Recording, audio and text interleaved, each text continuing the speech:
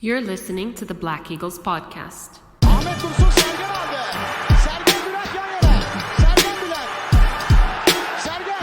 Yanında Süper var. Süper'e doğru at. Süper gitti. Süper topu aldı. Sergen aldı.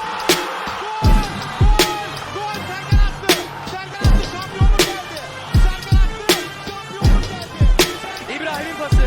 Zuma. Şimdi Ahmet. İkinci gole gidiyor Beşiktaş. Ahmet.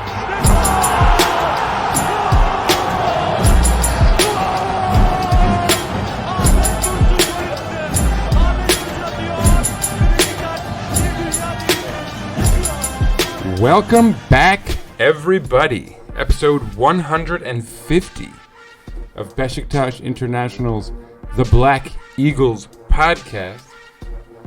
I am your host, Sinan, live from New York City. And we're back, as promised, just a couple days after the last episode. If you managed to catch the post-match episode against Fatih Karagümrük, it was a little bit late. I put it up the day of the match against Göztepe, so some folks may have missed it. But yeah, here we are. In fact, here I am. I promised Evran would be back, and I lied. I'll just tell it like it is. I straight up lied to you all. Evran is not back. Sorry, folks. He has a good excuse though. He's doing some football-related things, trying out. Hopefully he comes out of this with a contract and the Akman moves on to bigger and better things. But nonetheless, I am of course here to cater to your Beşiktaş needs, Beşiktaş podcasting needs. And yeah, obviously we have a huge match to talk about, which was the match where we hosted Göztepe from Izmir.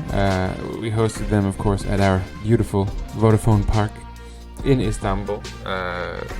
Previously, of course, we'd just come off of a road match, although sort of a road match. It was at the Atatürk Olympiad against Fatih Karagümrük. And of course, it was a solid win for us. We've been on a great stretch of wins. And I think Evran, although he's not with us today, he did leave me a little segment to share with you guys for the stats. So you guys are going to get a good stats segment this week from Evran. And in that segment, I have listened to it this time. And he mentioned some interesting team stats that are very impressive. But I'll leave that for him to talk about. Needless to say, we're coming in on good form, having won quite a few matches in a row. And in first place. Göztepe, on the other hand, I've mentioned they are coming into this, or I should say they were coming into this in terrible form. Well, I guess it's relative. Dating back to 2020, to December of 2020, they had lost quite a few matches in a row. They beat Alanyaspor on December 9th and then lost to, and I'll just read them off here. And again, remember, beating Alanyaspor on December 9th was a pretty big deal because Alanyaspor was a solid team. Göztepe has not had any real success this year, anything to speak of really. Like Fatih Karagümrük had that really solid start to the season, for example, and so they got a little attention. There was no sort of narrative for Göztepe this year except sort of mediocre play, little results here and there. And again, that victory against Alanya was solid in December, but then they lost to Rize, they lost to Bursaspor, who's in League One right now in the cup. They lost to Hatay, Galatasaray. They drew Fatih Karagümrük, lost to Trabzon under Abdul Avci. This is January 6th. They lost to Antalyaspor. And so that was basically, that took us through January 9th. And then in their last two matches, it seemed like they may have finally turned it around. They beat Konya on the road 2-3 or 3-2. And then they beat Gençler 4-0 at home in Izmir. And so they'd won 2 results in a row, seemingly turning things around. They were back up into 10th place in the Super League, which, not stellar by any means, but for them is a sort of nice launching pad, perhaps, to something else, or not, or that's just a decent season for them all around if they can stay mid-table. But so obviously coming off of 2 solid results, they'd really hope to kind of build on that with a performance against Beşiktaş, first placed Beşiktaş. And so I guess I'll dive in from there. The lineups would feature I don't think any real shocks to anyone. The back line, so obviously Ersin would start in the goal. The back line would have Valentin Rosier and Sakala on the flanks. So maybe a little surprised not to see Rıdvan Yılmaz there. For some, also Wellington and Vida were on the back line. Montero could not build on his good form, apparently. So I guess I said there were no surprises, but a couple of moves, at least, changes that I think Sergen Yalçın is a guy who typically rides form. So, maybe surprises, actually. The midfield also featured a couple changes, or a change, with Atiba and Joseph playing more defensively, and Mensah playing a bit more, I don't know if it's in a 10 role, but certainly in more of a central midfielder role, not a defense. Mensah played in that more kind of attacking role in the center of the midfield. The wings featured Rashid Ghezal and Kyle Larin on the left side, where he's been more effective.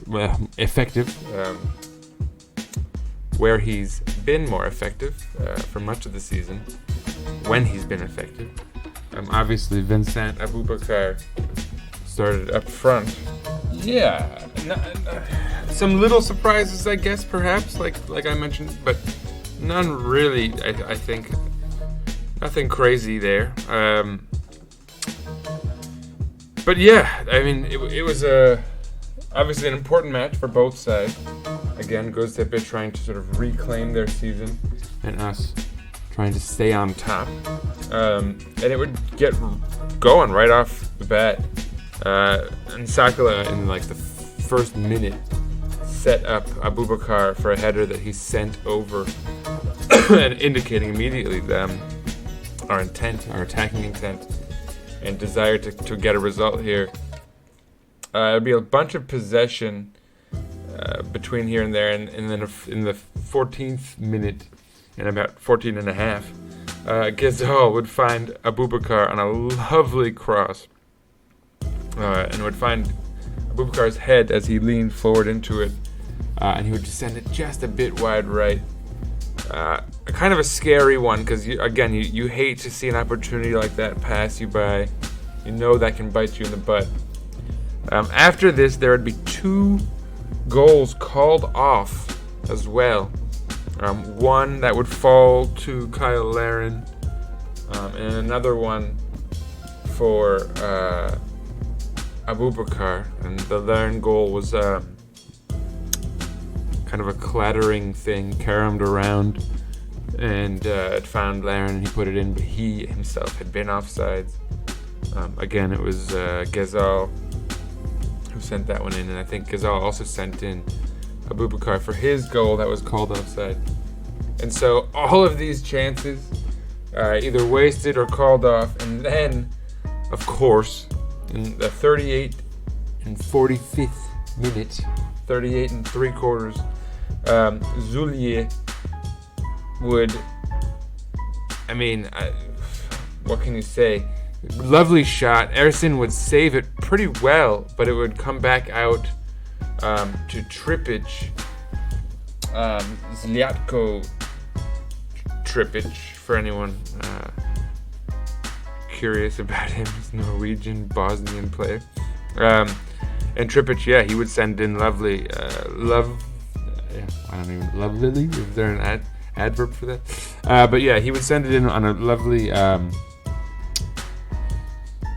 volley right past Ersin into the bottom corner of the goal, just perfectly placed. Perhaps a bit of luck for him. Certainly Peter Zulier's chance before that sent it to him was perhaps the better, more technical strike, but nonetheless, a huge goal for Göztepe, perhaps their only chance of the half, of course, and that's what would be the sort of determining moment of the first half. Right after regulation finished and it went the extra time of first half, Zulier would get a yellow card, and Soner Aydoğdu would for arguing about it. So a couple yellow cards handed out to Göztepe, but nonetheless they'd go in to the locker room at the half up 1-0 or 0-1 since they're on the road, and yeah, huge disappointment for Beşiktaş. We dominated the half, played pretty good football, attacking football, and still go in down a goal. So it was just one of those gut-wrenching, kind of kick-in-the-teeth type of goals, which you felt like that was the risk of wasting opportunities, and sure enough, there it was. So Sergen Yalçın would respond, making a substitution at the half. He would bring in who else but Adem Ljajic, who we've spoken about quite a bit recently on the podcast. And he would take out Bernard Mense. Not his best half of football, especially considering the match he'd just come off of. Definitely his best match of the season, scoring a brace against Fatih Karagümrük and just having a generally kind of exceptional match. But so yeah, the sub he'd give way to Adem Ljajic, who in turn would immediately reward Beşiktaş. Kind of a fairy tale moment of sorts. Again, I've long talked about how an on-form Adem Ljajic is like one of the best transfers we could ask for as far as a new guy into the squad who hasn't performed or played much, or at all really, until this second half of the season. So yeah, as far as a talent injection goes, Adem Ljajic is about as good as it gets. And again, sure enough, he'd come into the game in the 48th minute, put it away. 3 minutes into the second half, Rachid Ghezal, a lovely ball. He would send it in with force, low. It would go between their keeper's legs. You know, I'm not gonna lie. He definitely probably would have wanted to do better.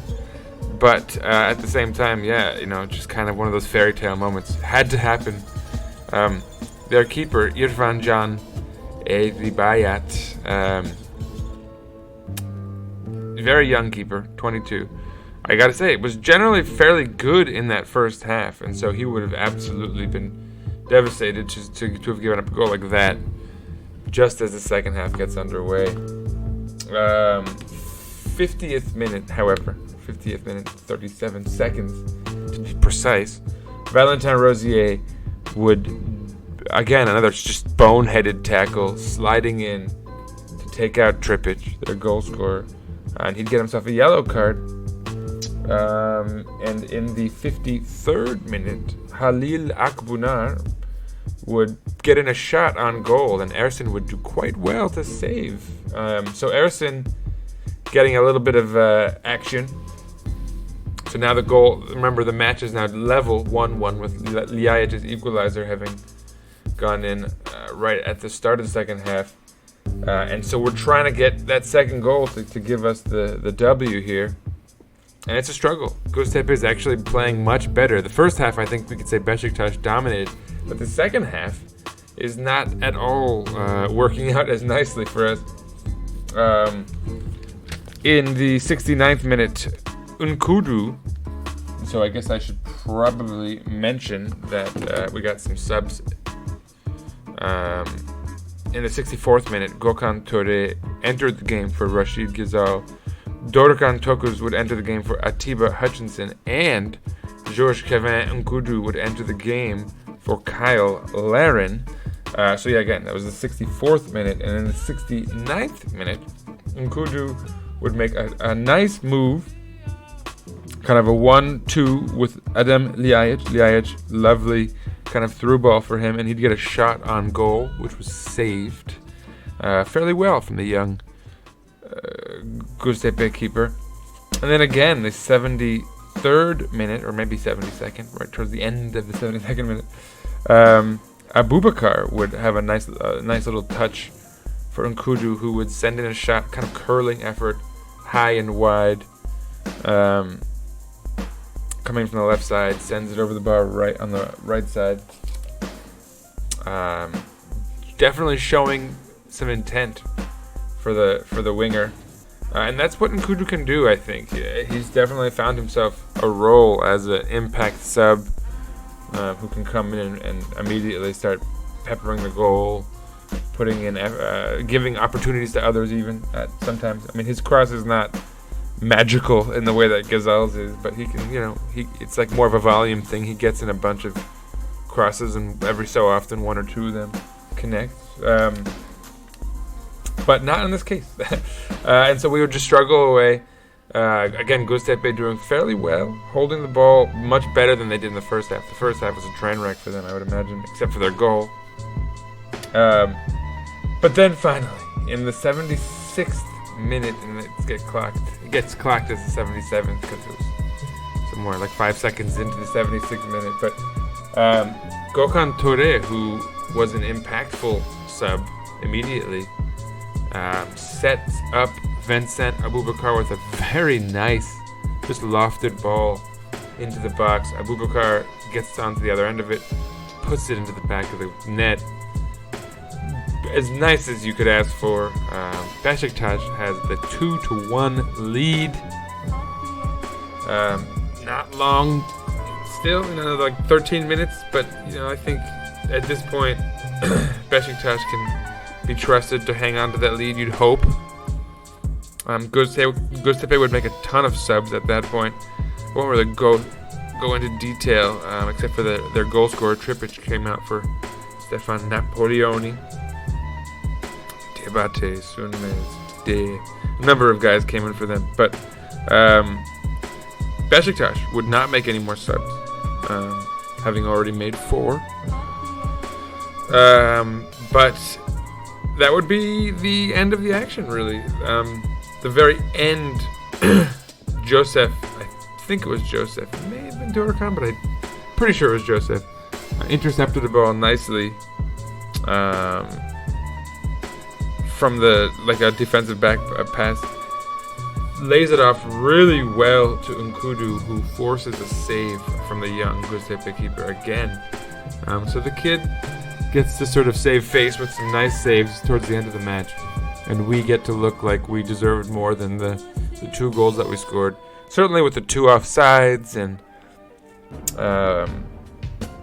the sort of dominant first half, the argument could be made, but at the same time, this was a real scrappy, hard-fought win.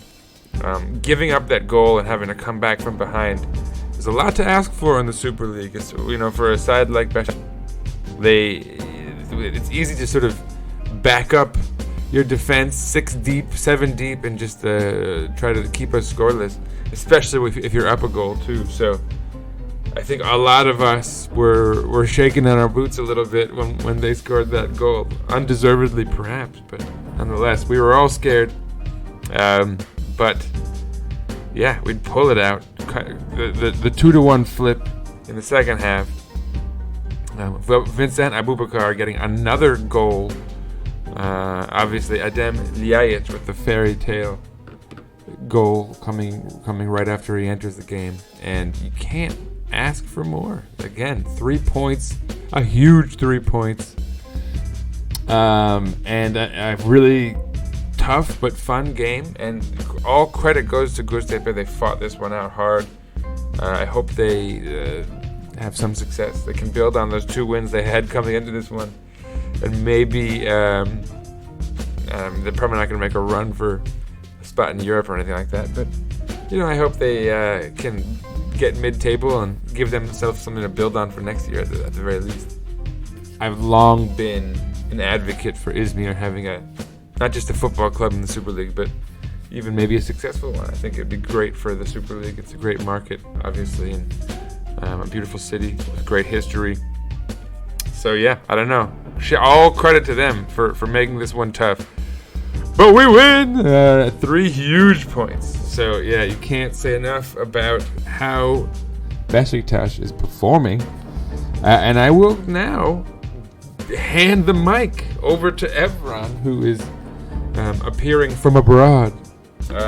He'll tell us about stats. All right, so welcome to the stat flash for today's game, or yesterday's game against Göztepe. So obviously the numbers show was a pretty dominant display. There's a couple things the numbers don't show, but we'll go through them. So overall possession, 70.2% for Beşiktaş to 29.8%, which was pretty consistent throughout the game. Beşiktaş dominated the ball, and Göztepe just looked to get 1 or 2 counters, 10 shots to 6 in favor of Beşiktaş. 89% pass success to Göztepe, 68%, because they were just, launching forward and clearing the ball and hoping for the best. So the XG has some, asterisks. We had 1.1 XG to their 0.04. Because obviously their goal was out of nowhere, but their one-on-one opportunity is not counted because he didn't actually shoot the ball. Bit of a, interesting one there, and obviously offside goals do not count. So even though Abubakar, in terms of the run of play, as a watcher, as a viewer, you can say that those 2 offside goals were part of it, but XG doesn't recognize that. Touches in the opponent's box, we had 20 touches in Göztepe's box. They had 10 touches in our box, which compared to the percentage of possession, Göztepe was fairly efficient at getting to our box. Looking at the individual stats for the boys, I don't think there was any insane performances, but I'm gonna start off who I thought had a very good first half. Gazal had 3 key passes registered, and then both of the offside goals were from his crosses. So I don't, it's not his fault. Literally the first offside goal was a rebound and then or whatever, jumbled around, and then it got to Laren, but his initial cross was fine. The second one to Abubakar was a hair length offside, so you could kind of say it was 5 key passes for him. Finished with 1 assist, and this was one of his better games in terms of not being kind of lazy. He had 4 out of 6 duels won. Usually has a very bad duel win ratio. Mr. Abubakar, not his best game, but he got that game-winning goal. 1 key pass. Obviously, he missed that 1 huge chance in the first half, and then scored an offside goal. But he only won 4 out of 13 duels, which is not a great number. But he did what he needed to do in the end of the day. Got us that game winner when the pressure is on. I know Sinan will probably say Joseph was the best player. Wasn't Joseph's best game, but stats-wise, he was still better than most of the team. 1 key pass, I think I was to Onkuru. When he won the ball, he had 90% pass accuracy, which is pretty good. Only 3 out of 6 duels won, which I think we've gotten used to watching Joseph kind of eat up the midfield, but in this kind of front-to-back game with the quick counters, he wasn't as effective as winning the ball. But he also had 4 interceptions, which is a team leading 4 interceptions. Mr. Kyle Laren scored. No, that was last week. No, he scored the offside goal. That's correct. My memory's leaving me. Not his best game either. 3 out of 10 duels won. However, he had 2 key passes, and got a little unlucky. Another disallowed goal. He seems to get a lot of those. Another active performance, but not as effective, which is probably why he came off when he normally gets about the 90. Not today. And Sakala, who was much maligned by some, made a key mistake on that breakaway that Ederson came up big. However, in terms of overall numbers, especially based on that first half, where he was better than the second half, he won 10 out of 19 duels. Obviously, there was a lot of action on his side. He was trying to go forward, and they often attacked his side, unsurprisingly, with, I think, he's deemed as error-prone, and maybe he is, but, still won just over half of his duels, and he actually won 4 free kicks for the team, which is the most on the team. And then, the super subs, Adem Ljajic and Gökhan Töre had short minutes, but came up big. Adem Ljajic obviously scored the goal. He only had 1 key pass, but it was, when he was on the ball, he was pretty neat and tidy, 94% pass accuracy. Gökhan Töre, who I think was a little bit more effective going forward. After that first goal, he had obviously the assist. He had 2 key passes, so he could have had 2 assists. Boubacar messed one up, but the second time was the charm, and he won all of his duels, attempting several dribbles, just 2 or 3 duels, but still won them all. And then Vida, special shout out to him, who has a quite solid game. 8 out of 11 duels won, and 94% pass accuracy. So not a perfect game from him, but definitely has superior numbers to Mr. Wellington, and then visually looks better. And then just a bonus stat here. Week 12 of the season, Beşiktaş had scored 21 goals and conceded 19. Fast forward to game week 21, which we're entering now, Beşiktaş has now scored 47 goals, which is 26 more goals, but only conceded 23. So in that period from week 12 to 21, Beşiktaş has scored 26 and conceded 4. Some run the boys are on, but hopefully it can continue. I'll give it back to Sinan. So, shouts to Evran, of course, for handing in his homework. But so yeah, just great stuff from us. I guess I let Evran mention my man of the match there too. Certainly, I think the argument could be made that it goes to Ghazal, the assister on a number of goals. If you consider those offsides one, but one officially. You could also perhaps make the argument for Adem Ljajic, with him being the impact player that he tends to be. I mean, yeah, I'm not going to go any further into what Evran's already done there. Good stat work there. I do, of course, I like Joseph's performance, as Evran mentioned. I would give him man of the match, as I like to always find like a secondary, someone else, since Evran always picks the real deserving man of the match. But so, yeah, shouts to everyone. But yeah, Ghazal and Joseph in particular. Let me talk standings with you folks. So yeah, besides our win, which we've now documented fairly thoroughly, elsewhere in the Super League, so I mentioned results in the last podcast, since I did that one late, the last episode rather, and Trabzon had won, as well as Başakşehir drawing. Elsewhere in the league, Antalyaspor managed another draw. Galatasaray with a victory over Yeni Malatya at the very end of the match. Ryan Babel scoring in the 88th minute. A foul in the build-up to their goal, which, those things always hurt us. I remember Dorukhan getting a sort of handball, high arm ball even, in the build-up to our goal that made our goal get called off. Would have been the 5th goal against Fatih Karagümrük. But so yeah, I guess no such luck. Galatasaray gets the goal, and they get the late win against Yeni Malatya on the road. Speaking of Fatih Karagümrük, why not? They were victorious, beating Denizlispor, so they recovered from their loss to us. Hatayspor, who is sort of clinging on to contention, is not doing so well now, although the same might be said for Gaziantep, Gazişehir, who drew Hatay 1-1. Obviously, we beat Göztepe.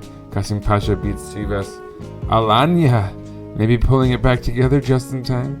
They beat Ankaragücü 4-3 in a thriller, a 7-goal thriller. Ankaragücü scored in the 3rd minute, and in the 28th minute, Salih Uçan in the 37th minute brings Alanya sort of back into it, and then Bakasetas, the equalizer, in the 54th minute. Babakar in the 62nd minute then gives Alanya the lead, with Baji then giving Ankaragücü the equalizer in the 65th minute, just 3 minutes later, and then a somewhat late 79th minute game winner from Mubanje.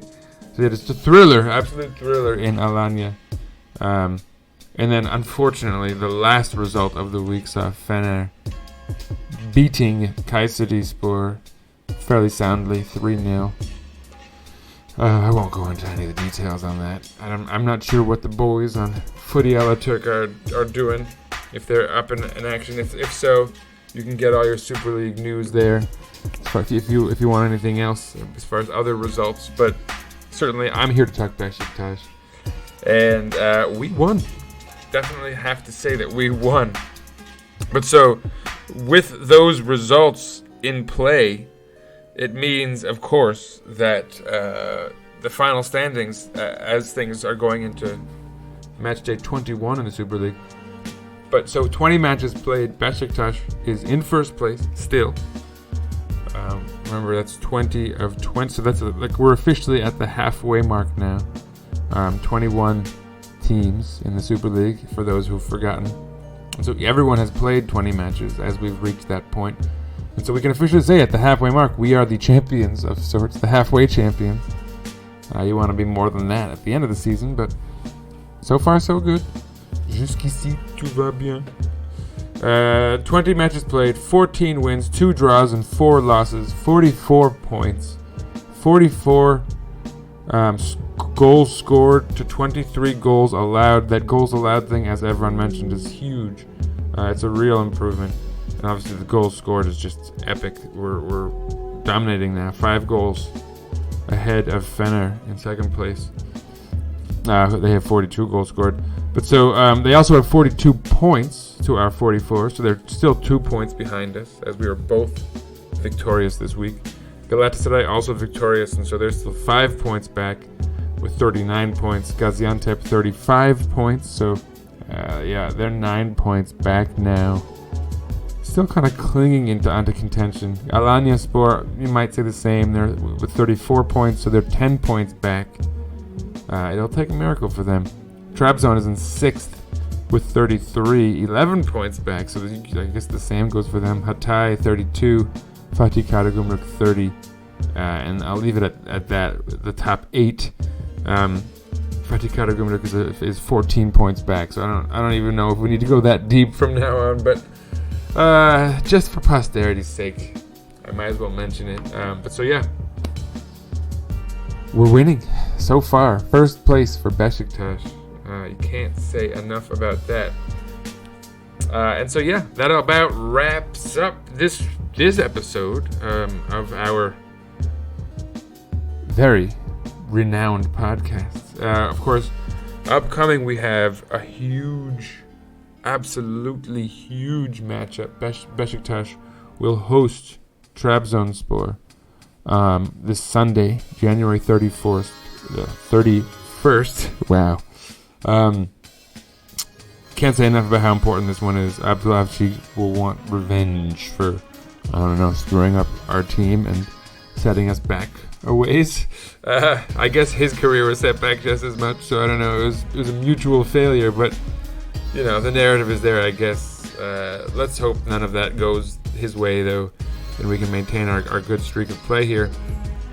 Trabzonspor's obviously lost Abdülkadir Ömür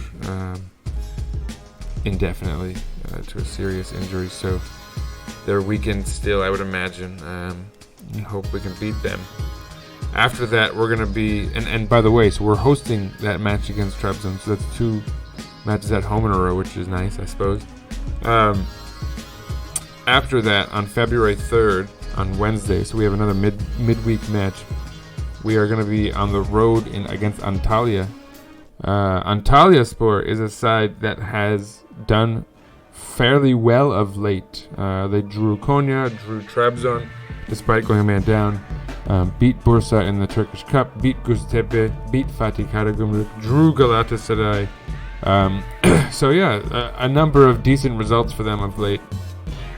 They're going to want to carry that on, obviously, against us. And we'll hope that they can't. That's all I can really say about that. But so yeah, huge matches. The main one, of course, being January 31st. Beşiktaş versus Trabzonspor. Sunday, 11 a.m. Eastern Standard Time. So wherever you are, check your local listings. Yeah, wow, big one. Huge one. Huge. But anyway, of course, as always, follow us. I guess follow the mothership. I'll mention that first because this transfer season's winding down. Early February, I believe, is the end. Not sure exactly when. I'll leave that for the next episode. But stay tuned, obviously, and follow Beşiktaş International for the latest news at Beşiktaş_INT. Follow the podcast at Eagles_podcast. Follow myself at Sir_Writes_a lot. Follow us on Instagram, Black Eagles Podcast, one word. And I'm gonna say a parting. I'm gonna leave you with a parting thought, if you will. On this 150th episode, I didn't mention that it's something of a marker here.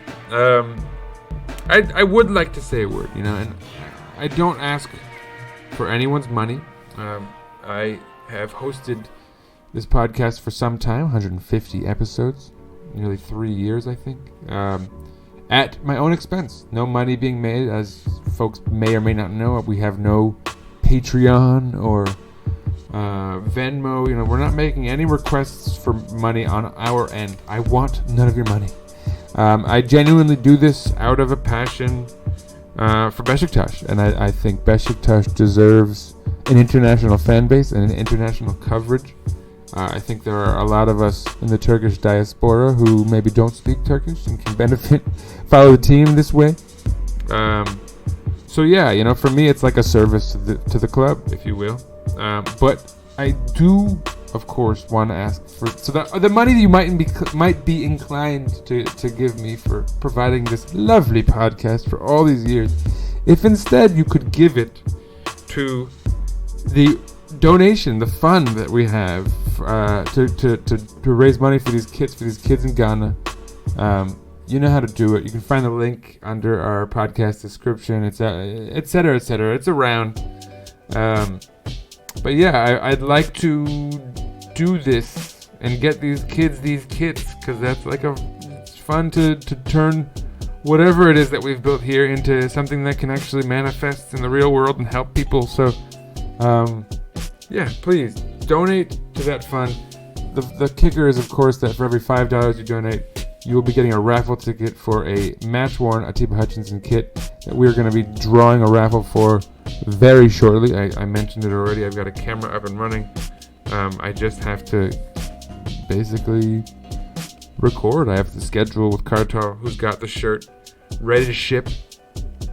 Yeah, and just so you guys can all see it one more time before we do the drawing and send it out to the amazing follower / listener of this podcast winner. But so yeah, last chances to donate. Please do, folks. Just $5. Skip a morning coffee, as if you'd have to. No, but really, it would be nice if you could donate. Some of you already have.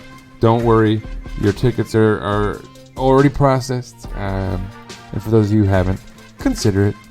I'm not gonna ask for money ever, so fear not. I don't think you have to worry about me putting up advertisements or anything of that nature. Perhaps if any listeners have businesses they'd like to advertise, we could make a little ad segment for you folks too.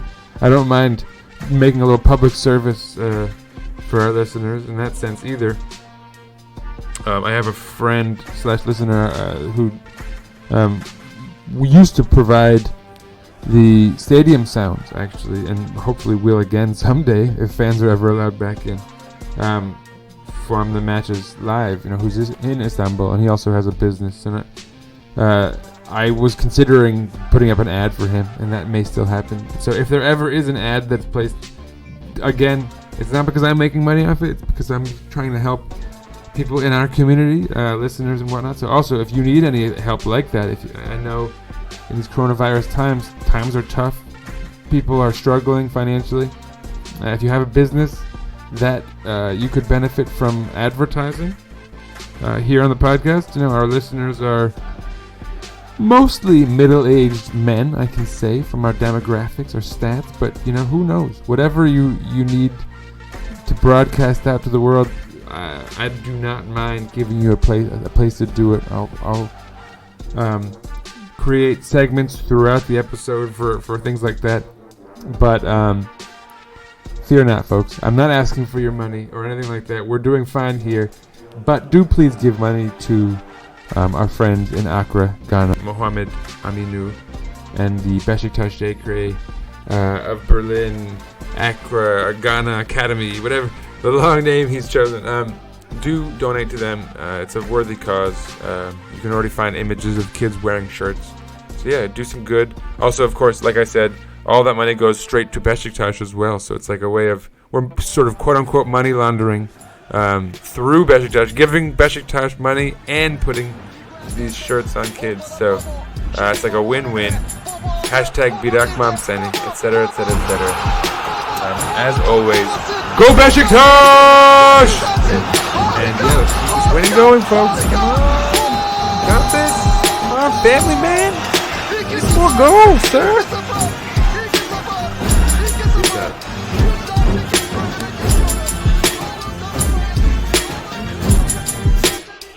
Yoldan geldi.